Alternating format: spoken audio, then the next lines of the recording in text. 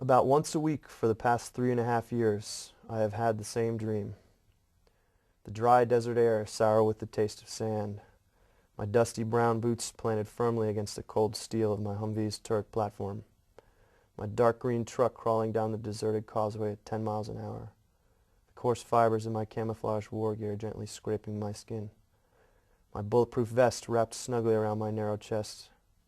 The reassuring coldness of my machine gun as I gently rest my hands upon it, stroking slowly and methodically up and down its length as though it were an extension of my own cock. And believe me, somebody is about to get fucked.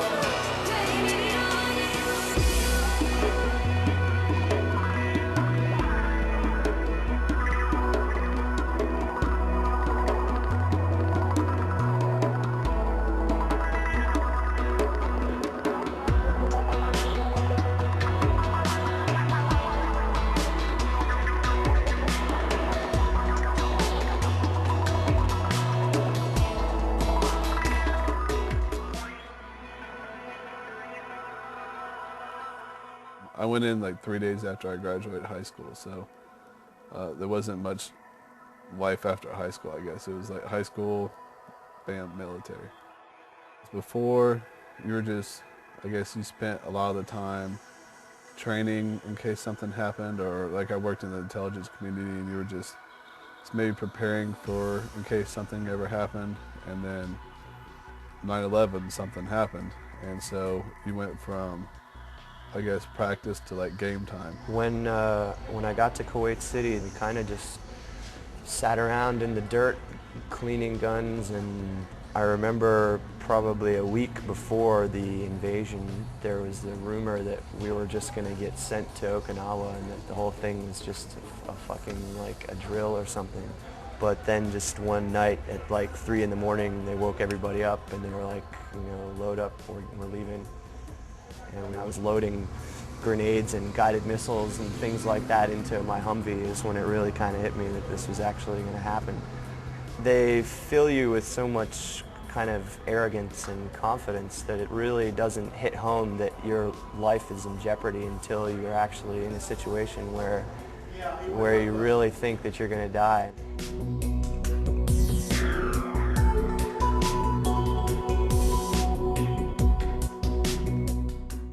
When my unit returned to California, we're going through the same stupid training regimen, and the whole time we're like, none of this shit helped me before. So there was really like a sense of disillusionment that I shared with a lot of my friends. So long story short, I was court-martialed along with several of my friends, and I was kicked out about the end of January of 2004, and my unit returned to Iraq shortly after that.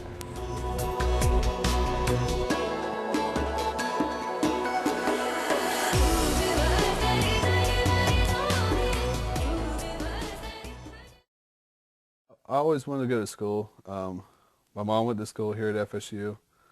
My brother was going here while I was in the Marines, and so I was like, well, hey, we'll try that out. And so here I am. I applied to Florida State when I was still in California. I'm English creative writing, so basically what I do is I tell stories. I would say probably 80% of the kids who read my stuff will spend that following class period sitting at their desk staring down at the floor because they're afraid to speak to me, and I don't even know how to react to that because it kind of is a reminder that of the distance that's between me and them, and it's not really a distance that I can cover adequately with words. My freshman year, I was sitting in class, I think in Fisher Lecture Hall with, hundreds of other people in there, sitting next to these people, and they were talking about how they had just graduated like a few months before from high school. And I was like, wow, I have my 10-year reunion coming up in a couple months. So that was a little different. They're like, how old are you? I'm a person just like them, and I think about a lot of the same things that they do. I just happen to have a different view of what's going on every day around us in the world. Military people are just like people you see all over FSU every day. I spend a lot of time, regretting my decision to kind of sort of just cheat my way out a little bit early and avoid that second deployment.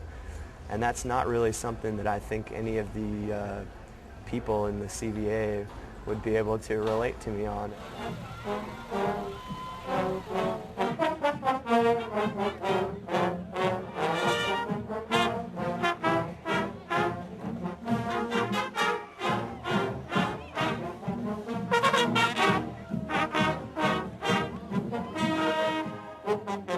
The CVA is the Collegiate Veterans Association. It's for veterans and their friends, supporters. We like to focus on veterans issues, like either helping out veterans or helping out veterans in the group, in the community.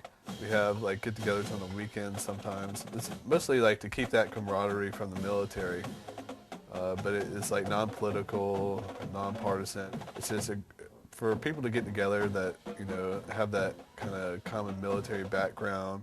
When I moved here, all I knew was my brother, who was one of my roommates. Everybody I knew was pretty much through my brother. It was kind of different because none of them had been in the military, really had no idea about it. Like you didn't have like that common interest. When I got out of the Marine Corps and I ended up, eventually at the University of Hawaii, I felt very alone. My sense was that these kids would feel disillusioned, isolated, don't fit in, they're older, they're more sophisticated, they have more life experience. I mean, I knew that already. My areas of research are mostly in the area of stress, and in the context of stress, traumatic stress, including combat-related stress. I think that CVA has provided a very important role for vets here on campus. There was no club here. There was no club at TCC. There was no club at FAMU. No one had ever even talked about it. The people that end up coming to the meetings tend to be those who are proud of their service, who have no pangs or concerns whatsoever in terms of the mission. It's not so much that they're pro-war or even pro-Bush or pro this particular war. It's the notion they've just had a good experience. I had a class where they got in a debate how they thought it was wrong that American flag was hanging in the classroom.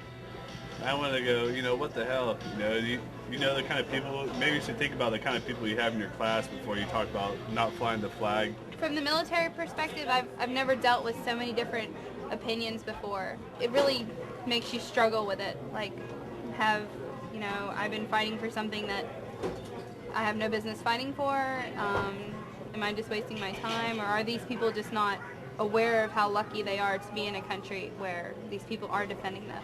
Well, these guys come in here and serve us on our formal dinners and stuff, and it's just a night to give back to them for all that they do for us. And they clean our dishes on a daily basis. Yes. The environment here is so geared towards kind of taking people's mind off of what's going on outside of this community to sort of focus on the whole learning experience or the partying experience, depending on who you talk to. And I've found that a lot of people don't like to be reminded that the world is not as nice a place as the FSU campus. It's probably be very tough to come back into society and be able to act normal and be with all of us that have no idea what they've been through.